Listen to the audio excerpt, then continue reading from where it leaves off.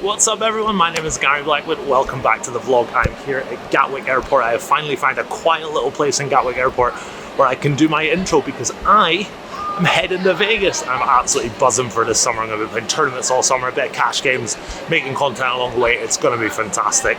Yeah, it's 10 AM. I'm at the airport. I haven't slept in about 19 hours in preparation for this 11-hour flight. So yeah, let's jump on the plane, let's go to Vegas. All right, guys, here we go, jumping on the BA2777 flight all the way from London, non-stop to Las Vegas. Jumping on the plane here, it's not too busy. I'm a big guy, I'm 6'5", so I paid for all this extra leg room. Really hoping I can hold here and get this whole row to myself, but unfortunately some dude is going to sit down. Take a look at this British food because it is the last British food that I'm going to have to eat all summer. To be fair, it was a pretty good shepherd's pie. After eating this though, I'm actually going to fall asleep for 7 hours. My prep for the long haul flight has paid off. I fall asleep just outside of London and wake up somewhere over Canada. Doing a little bit of editing here, cutting up an old vlog into some shorts and then playing some retro games. I love my retro games like Tomb Raider, as you can see here, and then my all-time favorite game, it's called Civilization 3. I love to just go Germany, play Conquest Victory and try and take over the entire world. Finally landing in Las Vegas, walking through the airport, absolutely delighted to be back. Heading on over to the bridge, over to the Uber pickup area. Really hot in Las Vegas. It's finally hitting me that I'm here. Driving through the streets of Las Vegas, you can see the strip in the distance. We're staying a little bit off strip. I'm greeted at the house by my buddy Ollie Biles. We stay together every summer. This is our EDC house. We're going to the festival this summer and this is where we always stay. Absolutely love this house. Lots of great memories here. We're moving into a bigger house when everyone else arrives later in the trip, but for now we're here in the EDC house and we're ready to go. All right, here we are. We made it. We're in Las Vegas now. A long journey. I was really tired. I managed to get reasonable sleep for about 7 of the 10 hours. Absolutely delighted with that. The guy you saw in the intro, that's my pal Ollie Biles. We've stayed together for the last 5 or 6 years in a row.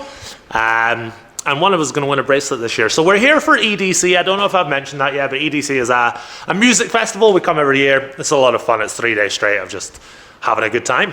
So we're here in this house for EDC, and then we're going to move to our next house, which is our summer house. And you'll see a lot of new faces throughout the vlog all summer. The boys still have a choice in it. They're going to have a camera in their face every time they do something funny. It's going to be great. So yeah, let's play some poker. We're here in Vegas. We've slept. We're fresh. We're ready to go. It's almost 5 PM. Let's head into maybe the Aria or the Bellagio and play some cards. Let's switch to there. All right, we're here. We finally made it. It was supposed to be a quick switch, but it's 2 hours and 15 minutes later on. Here at the Bellagio, ready to play some cards. Let's not mess around. Let's not do any more artsy shepherd's pie intros. Let's get in and play some cards. All right, finally arriving to the Bellagio after a long day of traveling, a couple hours later than I had anticipated. I give the cashier $5,000 in cash. You guys know me, I need rebuy chips at the ready. Buying into this 5-10 game for the max, $2,500 cap. The straddle is on as well, so we're not too deep when we buy in for the maximum here. First hand of the entire summer right here, absolutely giddy as I peel it out. 7-5 offsuit, not the best hand in the world, but I actually just get a walk. Everyone folds and I'm going to pick up both the blinds here. This is a really good sign for things to come this summer in my opinion. First real hand of note comes about 30 minutes or so into the session. I'm in the button with King-Queen offsuit and raise it on up to $60. The straddle is the only player to make the call. He's a quiet guy, not a pro. He's got big headphones on, barely played a hand, not speaking to anyone. We go heads up to the flop. It is 7-6-5 all hearts. My opponent checks it on over to me, and I'm just going to check it back. To the turn, it's the Queen of Spades. I make top pair, and I have the Queen High flush draw. My opponent bets out now for $50, and I think just calling here is the play. The river is the Deuce of Diamonds, and my opponent bets out again very quickly, this time for $250. I'm thinking about this for a little while. If I fold this, then, you know, what am I calling? I'm kind of really high up in my range here, but does it matter versus a guy that's barely played a hand, not speaking to anyone, betting really quickly on the river for a very big size? I make a very disciplined laydown here, folding my top pair. It's a bit of a tight fold, but like I say, he bet out very quickly on the river. If he was bluffing, he would have at least thought about it.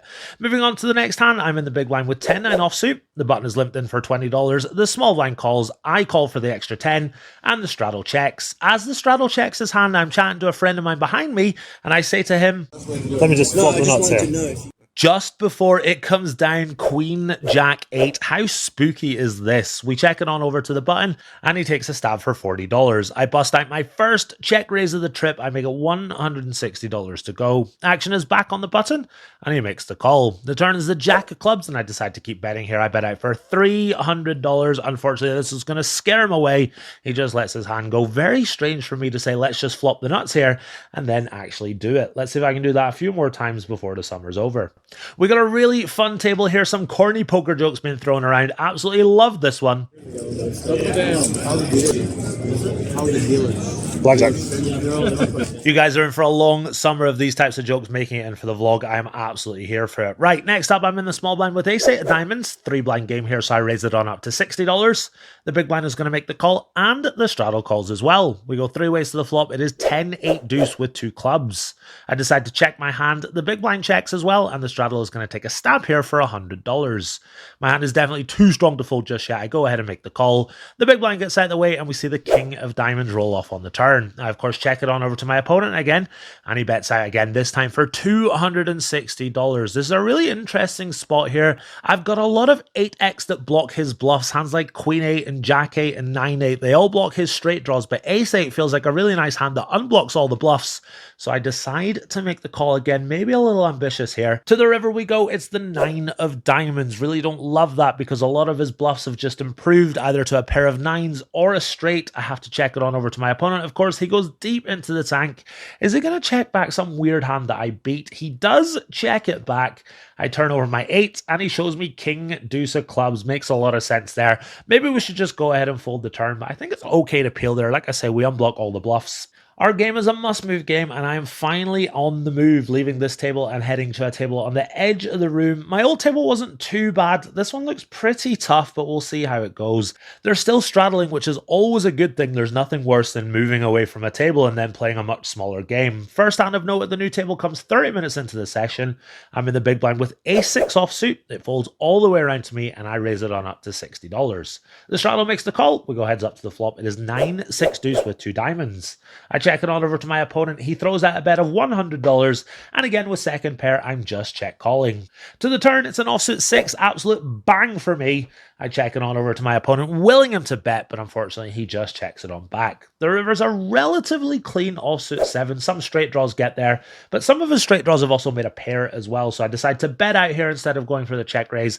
I bet $250. Pretty big bet on the river here. My opponent makes a pretty quick call. I show him the bad news, and he flashes me a 9 as he mucks. Really nice turn card for me there, giving me the best hand. Nice pot coming my way, and there's no time to waste because we're back in action in the very next hand. I'm in the small blind with pocket 6s. The hijack is raised it on up to $50. I make the call here. The big blind calls, and then the straddle puts in the squeeze to $350. Very, very big squeeze here. The hijack is going to make the call, and this is really close for me. It's a very big squeeze, but I'm also pretty sure that the big blind is going to call if I call. So I go ahead and make the call, and of course the big blind calls as well. 4 ways to the flop with $1,400 in the middle. It comes down 8-4 deuce rainbow, swing and a miss for me. The big blind is going to c-bet his hand for $450, and every player folds. How has nobody got a set on this board? It feels like at least one of the pre-flop callers should have one, but I definitely don't, so I of course fold my hand. As you guys know, I'm going to be making content all summer, and the next vlog is actually ready to go. This is a little preview from that. Just want to remind you guys that I'll be running games at the Venetian this coming week, Friday the 24th, Saturday the 25th, and Sunday the 26th of May. If anyone is in town and wants to play 5-10 or 5-10-20, drop me a message on social media and we can get you in the game. This is a little preview from next week's vlog. It's going to be a lot of fun. Let's check it out. Action for this next hand is kind of funny. I get a call from my housemate Ollie just before this next hand. Let's listen in and see what happens. Say again? Yeah. Yeah, I'll call you back in a minute, all right? I'll call you back in 1 minute. 30.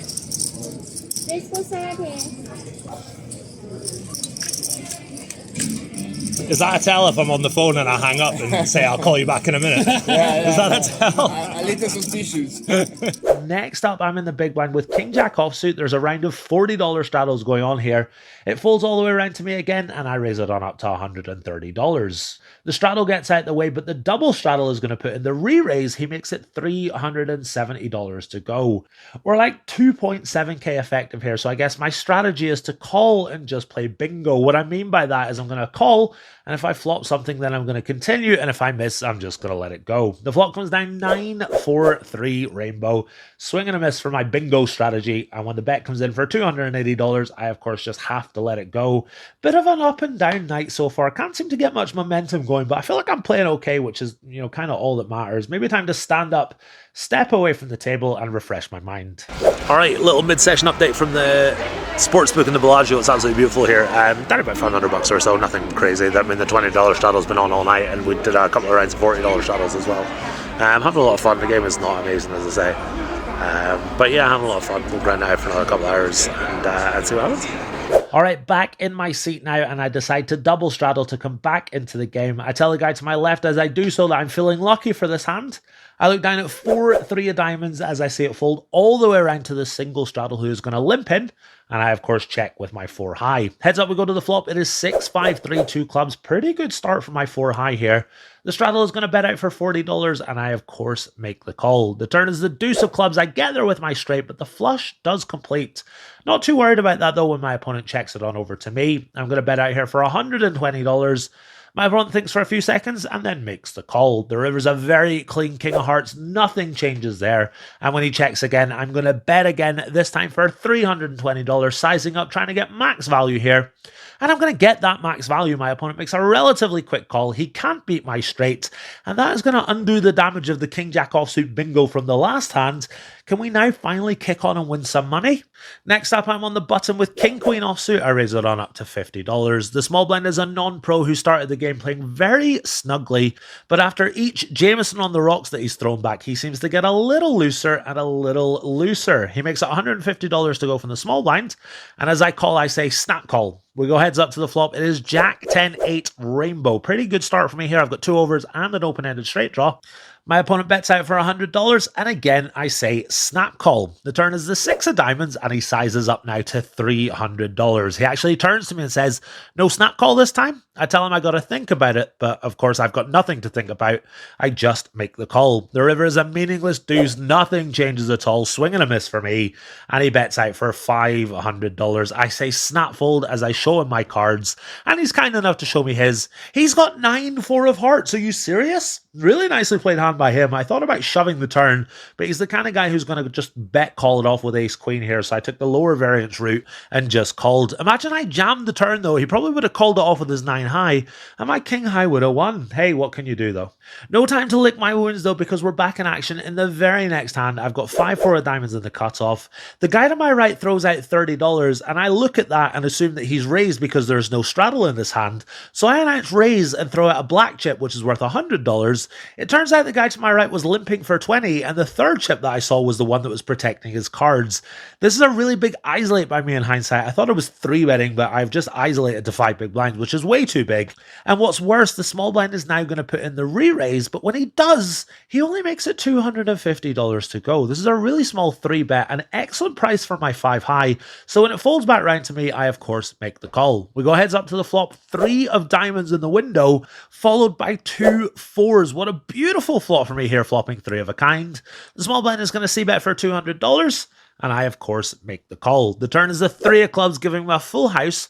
There's a backdoor flush draw now possible, and my opponent bets again, this time for $600. I am fake tanking, and as I'm doing so, I take a quick look at my opponent. I'm really sure that he's just got nothing here. He's giving off a lot of weak live tells. Of course, nothing changes for me. I wasn't thinking about raising anyway, but after a few more seconds of fake tanking, I go ahead and make the call. The river is the 9 of clubs. I really hope he's just got there with a hand like ace king of clubs, and sure enough, he moves all in on the river. I snap call my opponent. I immediately turn over my hand. Like I say, I think this kid is bluffing. I want to let him just save face if he was. He grimaces, still think he's got nothing. And then he flashes me pocket aces. My live reads are absolutely terrible these days. A little bit rusty for sure. This is the first stack of the trip coming my way. Absolutely beautiful flop there. Really nice turn, really safe river. May it be a summer of stacks coming my way. After this hand, I start to lose a bunch of small pots, none of them overly exciting at all. Just lots of small pots going against me. A couple of times I 3-bet and get 4-bet, or I whiff on the flop and have to just check fold.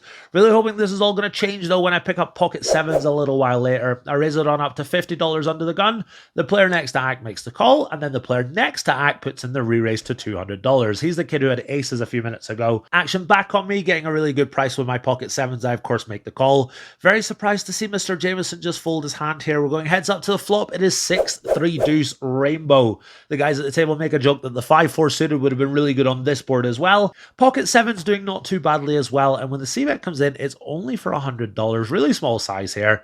I go ahead and make the call, and we see the 10 of diamonds hit the turn. My opponent decides to bet again, sizing up now to $400.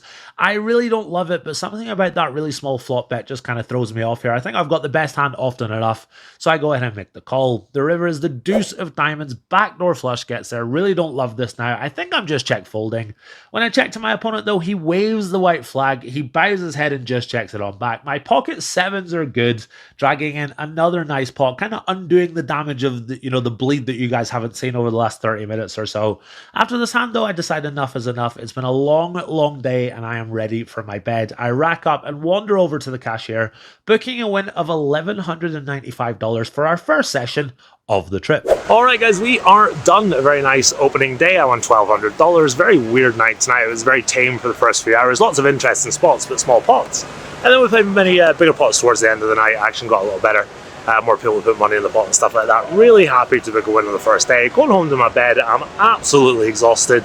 Yeah, the first of many vlogs. Really hope you guys enjoy. If you have enjoyed, click the sub button. Alright, until next time, take it easy.